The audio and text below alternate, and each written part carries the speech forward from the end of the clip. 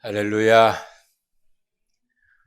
갑자기 목이 막혔는데 풀어져서 다행입니다. 하나님의 말씀을 함께 보시겠습니다. 요한복음 6장입니다.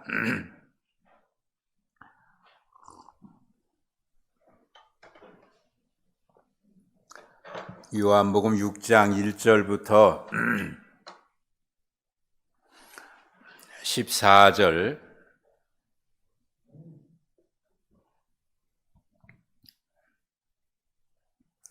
요한복음 6장 1절부터 14절 교독합니다.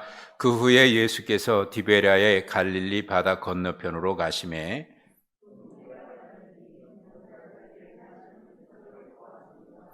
예수께서 산에 오르사 제자들과 함께 거기 앉으시니 예수께서 눈을 들어 큰 무리가 자기에게로 오는 것을 보시고 빌립에게 이르되 우리가 어디서 떡을 사서 이 사람들을 먹이겠느냐 하시니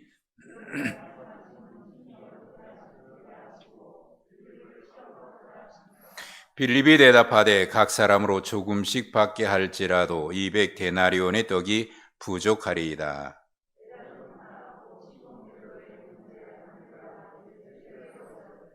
여기 한 아이가 있어 보리떡 5개와 물고기 2마리를 가지고 있나이다. 그러나 그것이 이 많은 사람에게 얼마나 되겠사옵나이까?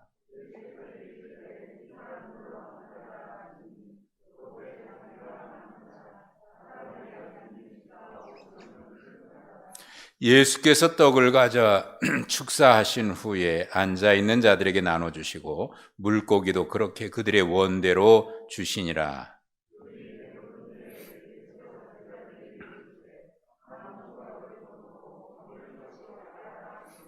이에 거둔이 보리떡 5개로 먹고 남은 조각이 12바구니에 찼더라.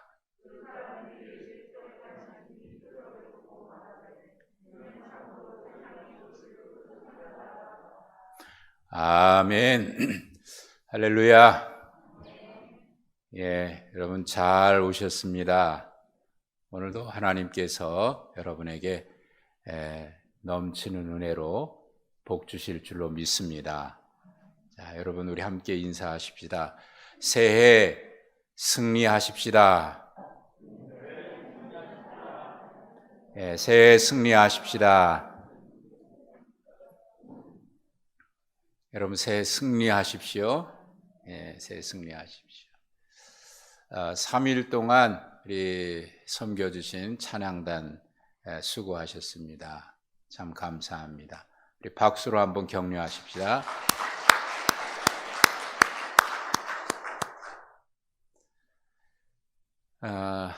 2022년 새해 시작하고 첫 주간 우리가 3일 동안 새 비전 부흥회를 하고 있습니다. 오늘 마지막 날입니다. 금년 한 해 우리가 연초에 받은 은혜 가지고 한 해 동안 주님 주신 은혜를 힘입어서 힘차게 새해 살아갈 수 있기를 축복합니다. 작년, 재작년, 올해에도 역시 우리 앞에는 여러 가지 어려움들이 있으리라 예상되지만 그러나 어느 때든지 어려움이 없었던 때는 없습니다. 그럴수록 우리에게 더 필요한 것이 하나님의 은혜고 하나님의 도우심 아니겠습니까? 그래서 금년 한 해 하나님 도우신 은혜를 힘입어서 우리가 힘있게 우리에게 맡기신 사명 또 우리가 해야 될 일들 힘있게 잘 감당해서 교회적으로나 가정적으로 감사, 기쁨 넘치는 한 해 되었으면 좋겠어요. 여러분 가정 금년 한 해 항상 감사하시고 기쁨 충만하시기를 축복합니다. 송구 영신 예배 때도 말씀드렸고 지난 첫 주에도 말씀드렸고 어제 그제 계속 말씀을 나눴는데 여러분 우리의 입술에 성도의 입술에 항상 사라지면 안 되는 것 없어지면 안 되는 게 감사입니다. 감사. 주문처럼 외우라는 거 아닙니다. 그래서 하나님 신뢰하면서 감사의 고백을 늘 했으면 좋겠어요. 원망과 시비가 없이 하라고 그랬죠. 아무리 기쁜 좋은 일이라고 하더라도 원망하면서 하고 시비로 하게 되면 결코 덕이 안 되죠. 하나님 기뻐하시지도 않습니다. 이스라엘 백성들이 가나안 땅, 꿈에도 그리던 가나안 땅에 드디어 도착해서 정탐꾼 보냈잖아요. 얼마나 사모하던 땅입니까? 그 땅에 가서 정탐꾼이 보니까 하나님 말씀하신 대로 정말 적과 꿀이 흐르고 있었습니다. 그래서 그들이 가서 보았어요. 우리가 가서 보니까 말씀하신 대로 과연 적과 꿀이 흐르더이다. 아, 그러면 된 거 아닙니까? 그것으로 확인된 거 아닙니까? 하나님 말씀하신 대로 가서 보니까 적과 꿀이 흐르더이다. 예, 그거면 족한 거 아니에요? 하나님이 약속하신 대로 정말 그런 땅에 하나님 보여주셨구나. 예. 그런데 그 땅에 왜 못 들어갔어요? 감사하고 하나님이 이 땅을 주셨으니까 감사합니다. 여호수아 갈렙, 하나님께서 약속해 주셨고 하나님께서 주셨으니 우리가 거역하지 말고 그 땅에 들어가면 하나님 반드시 그 땅 주실 겁니다. 그러니 다만 하나님을 거역하지 마십시다. 하나님 앞에 반역하지 마십시다. 예, 그렇게 고백을 했는데 나머지 사람들은 원망하고 불평하고, 예, 그것을 고의적으로 악의적으로 악평했다 그랬거든요. 그 악평했다는 말은 그냥 단순히 그냥 불평했다는 얘기가 아니에요. 의도적으로 불평했다는 그런 말이에요. 거기에 사람들이 넘어가서 다 그냥 하나님이 약속해 주신 그 땅을 보고 온 사람들이 정말 맞았다. 자기들도 맞았어. 자기들도 알았거든요. 정말 그렇습니다. 우리가 볼 때도 그렇습니다. 그런데 항상 그런 데가 문제예요. 맞기는 맞는데 그런데 여러분, 우리의 입술에 요 뒷말은, 예, 뒷말은 하나님께서 딱 막아주셔요. 우리 입술을 딱 막아야 돼요.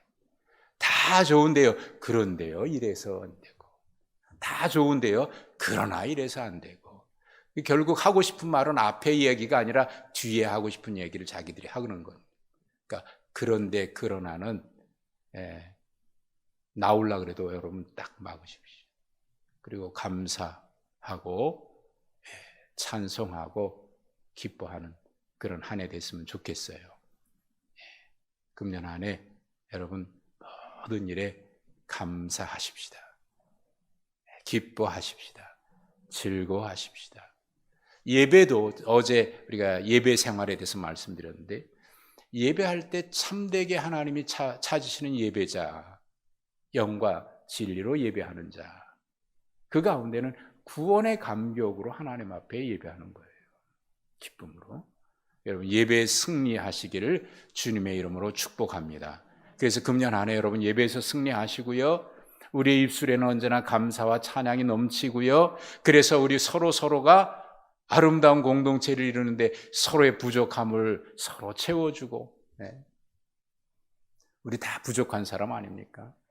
부족한 사람들끼리 서로 부족함을 채워주고 연약함을 채워주고 쓰러지면 붙잡아주고 같이 기도해주고 축복해주고 그래서 모이면 사랑하고 축복하고 또 우리 가정에도 금년 한 해 사랑하고 축복하고 금년 한 해 그렇게 살아가는 여러분 되시기를 주님의 이름으로 축복합니다. 하나님께서 우리에게 어떤 일을 하실 때, 계획하실 때요, 하나님이 우리에게 요구하시는 게 있습니다. 하나님이 어떤 놀라운 일을 계획하셨고요, 그 일을 이루시기 전에 하나님이 우리에게 원하시는 게 있습니다. 그 하나님 앞에 우리가 어떻게 믿음으로 응답하느냐, 그걸 하나님은 항상 보셔요. 또 하나님께서 우리의 마음속에 소원을 주시고 행하시는데 그 소원을 주셨을 때 우리가 그 일에 순종하고 그 일을 따라감에 있어서 언제나 걸림돌들이 있어요. 장애물들이 있습니다. 외적인 장애물도 있고 내적인 장애물도 있어요. 내적인 장애물은 뭐냐면 우리가 그 말씀 앞에 그 말씀을 받을 때 우리 속에 있는 내적인 장애물이 뭐냐면 스스로 자꾸 그걸 부인하려고 하는 그런 이런저런 핑계대는 내 생각이 자꾸 앞서는 그래서 말씀은 그런데 이거 안 될 것 같은데요. 부정적인 생각들 이런 게 우리 스스로가 만들어버리는 장애물입니다. 순종할 때 언제나 이 장애물이 있어요. 이 장애물을 뛰어넘어야 되거든요. 첫날 보셨던 대로 가나의 혼인잔치에서의 장애물은 뭐예요? 그 하인들에게 물을 채우라 그럴 때 그 장애물이 뭐일 것 같습니까? 예수님 지금 이 항아리에 물이 없는 게 아니고 포도주가 없다니까요. 왜 맞지도 않는 이야기를 하십니까? 그게 장애물이에요. 그게 장애물이에요. 우리 스스로가 가지고 있는 장애물. 그러니까 내적인 장애물은 믿음과 자꾸 충돌해요. 바울 사도가 고백했던 것처럼 내 속에 하나님께서 주시는 그런 마음이 있는가 하면 내 속에서 나오는 내 생각이 계속 싸우잖아요. 그래서 마음은 원하는데 그 마음 원하는 대로 순종하지 아니하도록 자꾸 육체가 나를 가로막고 있다. 끊임없이 바울 사도는 이것 때문에 싸웠거든요. 우리 속에 스스로가 만들어버리는 장애물이 있습니다. 내 생각으로 판단하고 하나님 말씀보다 하나님의 뜻보다 내 경험 얘기하고 그러다 보니까 그렇긴 한데 그러나 장애물이에요. 그걸 못 넘어가요. 물론 외부적인 장애물도 있겠습니다. 사단이 시험한다든지 또는 다른 사람들이 주변에 있는 사람들이 부정적인 말들을 한다든지 세상의 여러 가지 환경이라든지 이런 것들도 있겠죠. 역시 이것도 우리가 극복해 넘어가야 이걸 뛰어넘어가야 하나님이 하시는 일을 우리가 경험하게 됩니다. 오늘 말씀을 통해서 우리가 하나님을 섬김에 있어서 어제는 예배 생활이었다고 하면 오늘은 봉사를 어떻게 해야 되나, 하나님 말씀 앞에 어떻게 봉사하고 순종해야 되나, 성도의 재직의 봉사생활, 순종생활에 대한 말씀입니다. 자, 오늘 말씀은 복음서 4곳에 다 기록되어 있는 말씀이고 우리가 어렸을 때부터 교회 다니는 사람들은 이거 아주 잘 아는 이야기. 오병이어 기적이죠. 예수님을 따르는 사람들이 이때가 가장 많이 몰렸을 것 같아요. 그래서 오늘 말씀에 보면은 2절과 5절에 큰 무리라고 하는 말이 2번이나 나오고 있어요. 큰 무리가 예수님을 따랐다. 그러니까 예수님이 기적을 행하시고 그러다 보니까 사람들이 점점 많아져서 큰 무리가 따랐는데 성경의 2절과 5절에는 큰 무리가 예수님을 따랐다 그랬는데 좀 더 뒤로 가보면 10절에 가보면 그 수가 5,000명이라 된다 그랬어요. 5,000명. 물론 여기에는 그냥 5,000명이라고 돼 있지만 다른 복음서에는 어린이와 여자 외에 5,000명이라 이렇게 돼 있어요. 그러면 그 숫자는 우리가 짐작할 수 있겠죠. 예수님의 공생에 사시는 동안 많은 무리들이 따랐지만 한꺼번에 많은 무리가 이렇게 모였던 적은 이때가 아닐까 싶어요. 그리고 마지막 예수님이 예루살렘 성전에 들어가셨을 때에 호산나 호산나 그리고 예루살렘에 모였던 무리들 그들도 그때도 많이 모였죠. 근데 그들은 금방 예수님을 십자가에 못 박으라고 하는 그런 태도가 확 돌변하죠. 어쨌든 예수님의 공생애 중에서 가장 인기가 있고 많은 사람들이 따랐던 때는 이때가 아닐까 싶어요. 그렇게 많은 무리들이 예수님을 따라왔습니다. 근데 사람이 많이 모이면 모일수록 좋기는 하지만 또 문제가 있거든요. 먹을 걸 어떻게 해결하느냐. 오늘 말씀에는 이 시기를 언제라고 얘기하고 있냐면 6월절이 가까웠다 그랬어요. 6월절이 가까웠다, 4절에. 유대인의 6월절이면 4월 초예요. 4월 초. 그리고 10절에 보면 그곳에 잔디가 많다 그랬는데 이 4월 초가 되면 잔디들이 이제 막 자라기 시작하는 때예요. 그리고 보리와 밀이 익어가기 시작할 때예요. 그러니까 아직 보리 추수나 밀 추수가 아직 안 된 때죠. 그러니까 이때가 제일 먹을 것이 없는 시기예요. 사람은 많이 모였는데 먹을 거는 없습니다. 어떻게 하겠어요? 또 이 사람들이 누굴 보고 왔습니까? 예수님 보고 왔어요. 예수님 따라왔어요. 그러니까 이 사람들 먹여야 되잖아요. 먹이기 위해서 보니까 예수님이 그들 때문에 걱정을 하고 계셔요. 5절에 보십시오. 빌립에게 이렇게 얘기합니다. 우리가 어디서 떡을 사서 이 사람들을 먹이겠느냐. 예수님이 이 무리들이 먹을 것 때문에 걱정하고 계신 거예요. 어디서 떡을 사서 이 사람들을 먹이겠느냐 그랬지만 이 어디서라고 하는 말은 어떻게라고 이렇게 번역하는 게 훨씬 더 적절한 것 같아요. 어떻게 해서 이 사람들을 먹이겠느냐.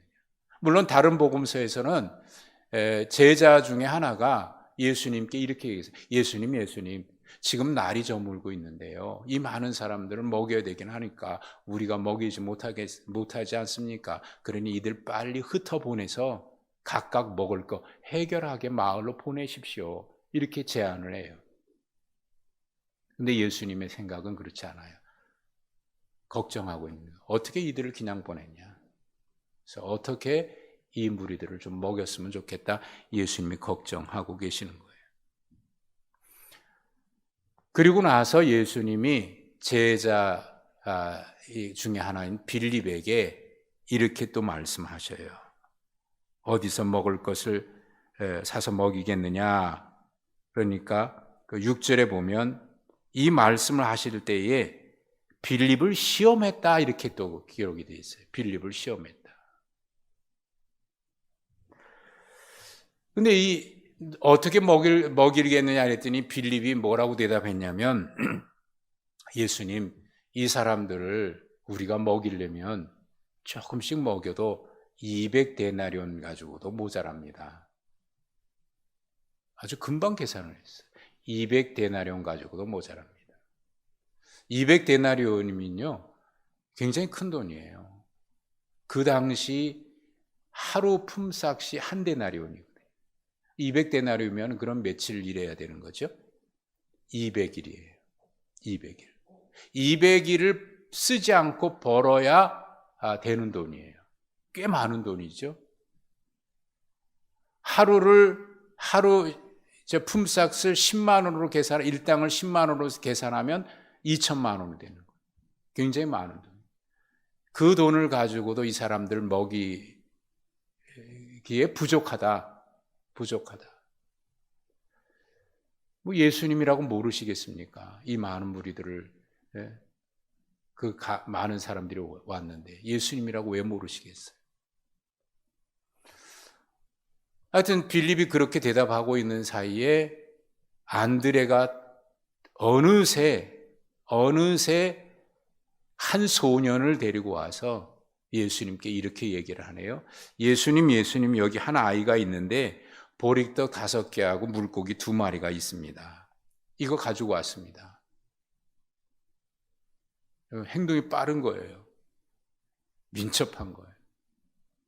그런데 이해가 안 되는 거는 가져오긴 가져왔는데 안드레가 하는 말 들어보십시오. 이걸 가져오긴 가져왔는데 그러나 그것이 이 많은 사람에게 얼마나 되겠습니까? 아니 가져오긴 가져왔는데 이것으로 이 사람들을 먹이기에는 이건 말도 안 됩니다. 그러면 참 이상하잖아요. 자기도 안 되는 줄 아는데 왜 이 아이가 준 걸 가지고 왔을까요? 이것 가지고 이 많은 사람들을 먹일 수 있다 없다? 없다는 거 아닙니까? 아니, 먹일 수 있다 없다가 아니라 이거 가지고는 뭐 턱도 없는 거예요. 자기도 알고 있어요. 그런데 그걸 왜 가져오냐 말이에요. 왜 가져옵니까? 여러분 같으면 가져오겠어요? 이 보리떡 5개하고 물고기 2마리인데 여기 물고기 2마리는요. 우리가 뭐 반찬을 먹을 때 먹는 그 생선 정도의 크기가 아니에요.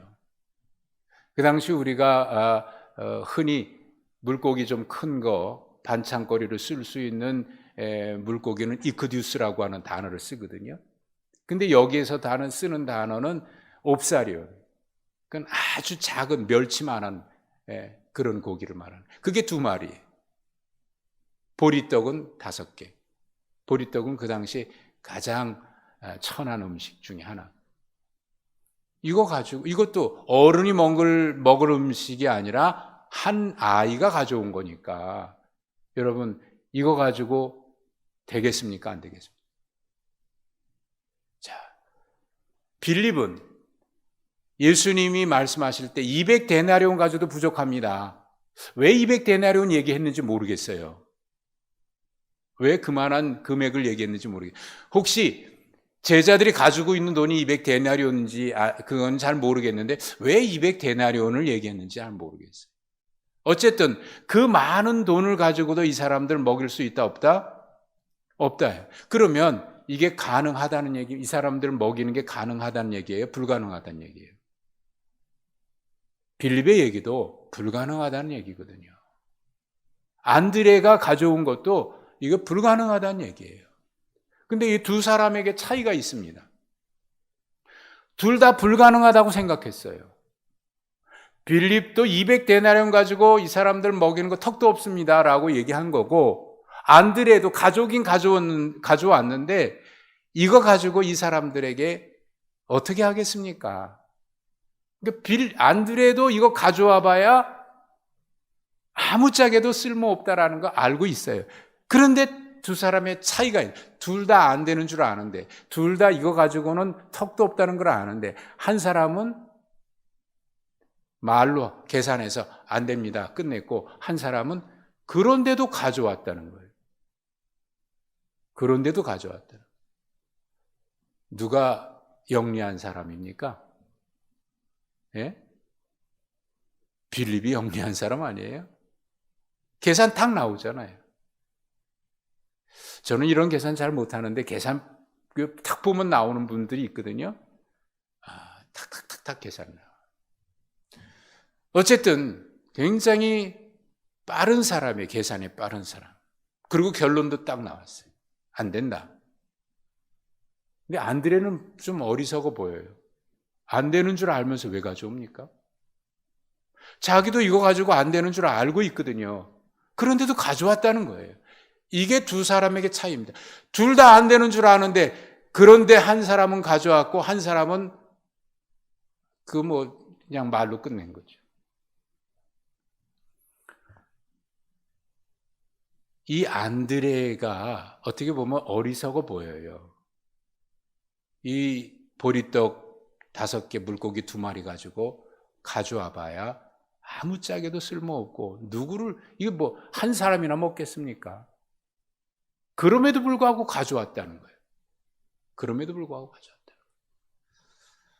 여러분, 왜 가져왔을까요? 왜 가져왔을까요? 어쨌든 이 사건에서 결론은 우리가 잘 알고 있어요. 안드레가 가져온 그 아이에게서 받아서 가져온 그것을 통해서 이 많은 사람들을 먹이고도 남아요. 결론은 그렇게 나와요.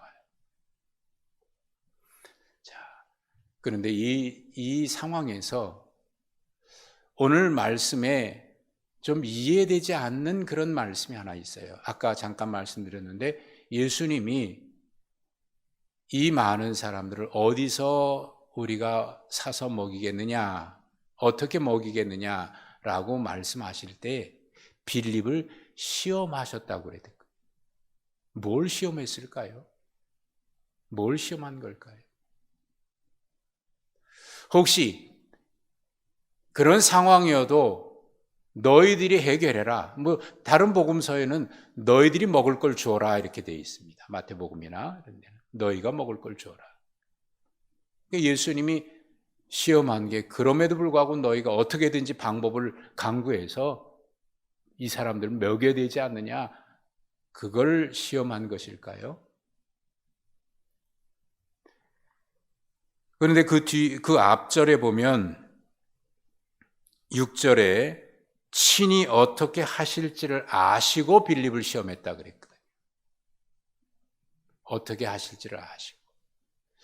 이게 매우 중요한 말씀입니다. 주님은 이미 방법을 가지고 계셔요. 어떻게 이 문제를 해결해야 될지 주님은 알고 계셨고요. 계획도 가지고 계셨어요. 그리고 그런 능력도 주님께는 있어요. 그런데 왜 주님이 직접 하시지 않고 제자들에게 이 말씀을 하실까? 왜 빌립을 시험하셨을까? 네? 빌립만 시험한 게 아닐 거예요. 제자들 모두를 시험한 것일지도 몰라요. 주님은 어떻게 하실 방법을 가지고 계십니다. 계획을 가지고 계십니다. 그리고 그 능력도 있습니다. 그런데 주님이 제자들에게 어떻게 하면 좋겠느냐고 물으신 거예요. 그걸 시험하셨다 그랬거든요. 주님의 계획입니다. 말씀드린 대로 하나님께서 이 일을 이루실 때 제자들에게 뭔가 원하시는 게 있었어요. 그 일에 주님은 이 제자들이 참여해서 하나님께서 어떻게 일하시는지를 경험하게 하기를 원하셨던 거예요. 하나님은 어떻게 일하시는지.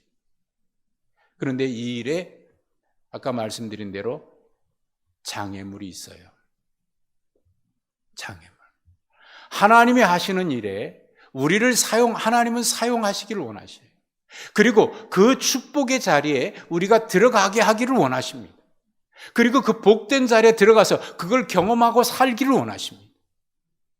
하나님께서 하시는 일을 주님이 다 해결하고 우리는 그걸 누리기만 하는 게 아니라 하나님의 하시는 일에 우리로 참여시키기를 원하십니다. 경험하게 하시기를 원하시는 거예요. 그래서 네가 이걸 경험하고 그 은혜 속에 살아갈 수 있도록 우리를 그 자리에, 은혜의 자리로, 복된 자리로, 기적의 현장으로 하나님은 우리를 불러들이시는 거예요. 참여하게 하기는 거예요. 그걸 맛보라는 거예요. 근데 여기에 언제나 장애물이 있는 거예요. 우리 편에서의 장애물이 있어요. 우리 편에서의 장애물. 빌립이 대답했어요. 200데나리온 가지고 안 됩니다. 안 되려도 대답했어요. 이것 가지고 턱도 없습니다. 그런데 문제는 그럼에도 불구하고 안드레는 가져왔다는 거예요. 이거 가지고 안 되는 줄 아는데 가져왔다는 거예요. 이게 매우 중요한 겁니다. 베드로가 물고기를 밤새도록 잡다가 빈 배로, 빈 그물로 집에 돌아가려고 그랬어요. 예수님이 베드로를 방문하셨죠. 베드로의 배를 빌리셨어요. 그리고 배에서 무리들에게 말씀을 가르치신 후에 베드로에게 이렇게 말씀하십니다. 베드로야, 깊은 데로 가서 그물을 던져보아라. 자, 여기에 장애물은 뭐죠? 주님이 베드로에게 깊은 데로 가서 그물을 던져라 말씀하셨을 때 거기에 장애물은 뭘까요? 뭐가 장애물입니까? 베드로가 대답했어요. 주님, 밤이 맞도록 우리가 수고를 하였으되 잡은 것이 없습니다. 이게 장애물이에요. 안 해본 게 아니다 그 말이에요. 밤새도록 그물 던졌습니다. 깊은 데도 던져봤고 얕은 데도 던져봤겠죠. 이게 장애물입니다.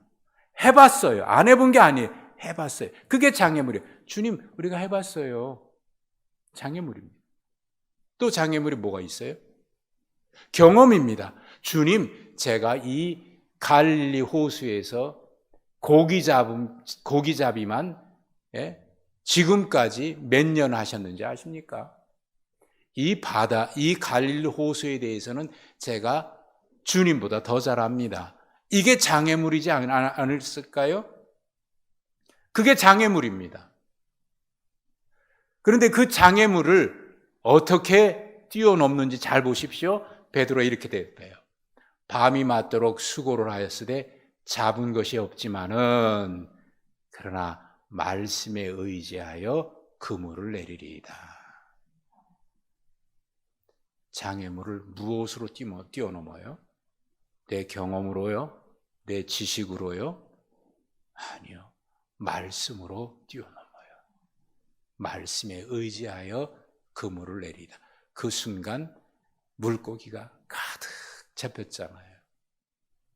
이걸 어떻게 해석해야 될까요? 이걸 어떻게 해석해야 될까요? 여러분, 하나님이 하신 일 아닙니까? 그 순간 베드로는 주여 나는 죄인입니다. 나를 떠나소서. 아니다. 내가 너를 사람 낚는 어부되게 하겠다. 나를 따라와라. 언제나 하나님의 말씀 앞에 순종할 때 장애물이 있습니다. 금년을 우리가 말씀대로 살자. 감사하면서 살자. 순종하면서 살자. 2022년 새로운 다짐으로 살자. 외쳤습니다. 말씀으로 여러분 아멘 했습니다. 원망과 불평하지 말고 감사함으로 살고 서로 부족한 것을 서로 채워주고 받은 은혜에 감사해서 포도원에 갔던 사람들이 받고 난 다음에 원망했는데 그렇지 않은 사람이 있거든요.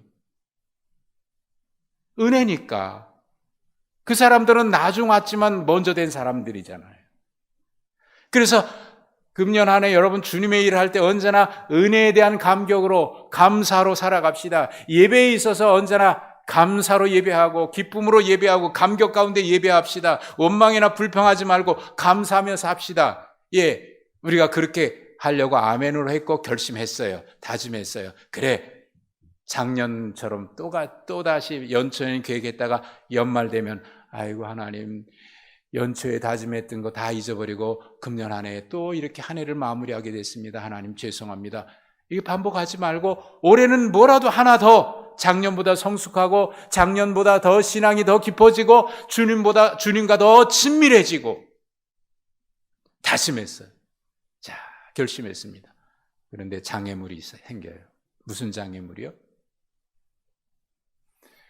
우리의 삶의 환경이라는 장애물이 있습니다. 가정에, 직장에, 삶의 환경이라는 장애물이 있어요. 주님, 우리가 그렇게 살고 싶은데요.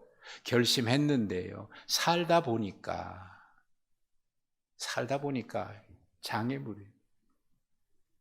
결심했는데 또 말씀대로 살려고 결심했는데 살다 보니까 하나님 말씀대로 살고는 싶은데 지금 이 시대가 어떤 시대인지 환경을 탓합니다. 또 자기의 습관이 나와요. 그쯤 되면 주님 제가 경험해 보니까요 이건 안 되는 것 같아요. 또 자기의 지식이 있어요. 알기는 아는데 내 생각대로. 말씀은 아는 게 힘이 아니라 그 말씀을 믿음으로 순종하는 게 힘인 줄로 믿습니다. 칼 바르트라고 하는 신학자가 하나님의 말씀을 세 가지로 얘기했는데요. 기록된 말씀, 선포된 말씀, 살아있는 말씀. 그런데 하나님의 말씀이 어떤 게 하나님의 말씀이냐? 하나님의 말씀을 들었다고 다 하나님의 말씀이 아니라 성령께서 성경을 통해서 기록된 성경을 통해서 우리 마음속에 주실 때 그것을 성령의 감동으로 받을 때 비로소 그것이 하나님의 말씀이지 기록된 말씀 아무리 읽어도 그것이 하나님의 말씀이 될 수 없다. 성령께서 그 기록된 말씀을 통해서 우리에게 감동해 주실 때 성령의 감동으로 그 말씀을 아멘으로 받을 때 비로소 그것이 하나님의 말씀이 된다. 여러분, 하나님의 말씀을 아는 게 능력이 아니고 그 말씀을 나에게 주시는 주님의 말씀으로 받아서 아멘으로 응답하고 그 말씀 앞에 믿음으로 설 때 비로소 그것이 하나님의 말씀이 되는 그 장애물이 뭐예요? 장애물. 경험이에요. 지식이에요. 자기 지식이에요. 환경이에요. 습관이에요. 내 속에 있는 습관, 부정적인 생각들. 이게 잘 안 바뀌잖아요. 잘 안 바뀌어요. 여러분 생각이 잘 바뀝니까? 잘 안 바뀌더라고요. 정말 잘 안 바뀌더라고요. 그래서 바울 사도는 뭐라고 얘기하냐면 우리가 하나님을 대적하는 이 우리의 생각을 아주 견고한 진이라고 그랬어요. 그 견고한 진을 무너뜨리는 것이 우리가 그리스도께 복종하는 거라고 얘기했어요. 이게 잘 안 무너지거든요. 성처럼 견고해가지고. 그래서 끊임없이 바울 사도는 내가 날마다 죽노라 그런 거예요. 죽지 않으면 바뀌질 않으니까, 생각이 바뀌질 않으니까. 말씀을 암송해도 안 바뀌고요. 안 바뀌어요. 이 장애물을 어떻게 우리가 넘어가야 합니까? 베드로는 주님 그랬는데 제가 말씀에 의지하여 그물을 내리겠습니다. 장애물을 뛰어넘은 거죠. 그 순간 하나님께서 하신 역사를 경험하는 놀라운 은혜를 경험하지 않습니까? 바로 이 장애물을 우리가 극복해내야 돼요. 이겨내야 돼요. 오늘 말씀에 이 안드레는요, 이거 가져가 봐야 한 사람도 못 먹어요. 또 그 많은 사람이 있는데 한 사람만 먹어가지고 뭐 하겠어요? 나머지는 뭐 합니까? 그런데도 가져왔다는 거예요. 여러분, 이게 우리가 해야 될 일인 줄로 믿습니다. 우리가 해야 되는 일은 우리가 기적을 행하라는 게 아닙니다. 주님이 우리에게 말씀하실 때 우리가 능력으로 그걸 변화시키고 그 능력으로 그 많은 기적을 행하라고 우리를 하나님께서 말씀하시는 게 아니에요. 그것은 주님이 하실 겁니다. 그런데 주님이 하시지만 우리에게 요구하시는 것이 있어요. 내가 너희를 이 기적의 축복의 현장에 참여하기를 원하니까 네가 해야 될 일이 있어요. 그게 우리가 해야 될 순종입니다. 순종은 우리가 하는 것이고 그 순종을 통해서 하나님이 하시는 일이 있습니다. 기도는 우리가 하는 것이고 기도에 응답하시는 것은 주님이 하시겠지요. 우리가 해야 될 일은 다만 너희가 아무 일에도 걱정하지 말고 염려하지 말고 모든 일에 기도와 간구로 감사함으로 하나님께 아뢰라. 그러면 기도와 간구로 감사함으로 하나님께 아뢰는 거예요. 그리하면 그리스도 예수 안에서 하나님께서 너희 마음의 생각을 지키시리라. 평강의 하나님께서 너희 마음에 평강을 주시리라. 예, 우리가 해야 되는 일은 주님께 감사함으로 아뢰는 겁니다. 주님이 말씀하실 때 주님은 계획을 다 가지고 계시다니까요. 능력도 주님 해결할 수 있는 능력도 가지고 계시잖아요. 그럼에도 불구하고 왜 주님이 우리에게 이걸 하라고 말씀하실까요? 거기는 하나님의 놀라운 계획이 있는 거예요. 그 축복에 우리를 참여시키려고요. 그 복의 현장에 참여시키려고요. 그래서 순종은 우리가 해야 될 일인 거예요. 주님, 제가 생각할 때 이거 아무짝에 쓸모없습니다.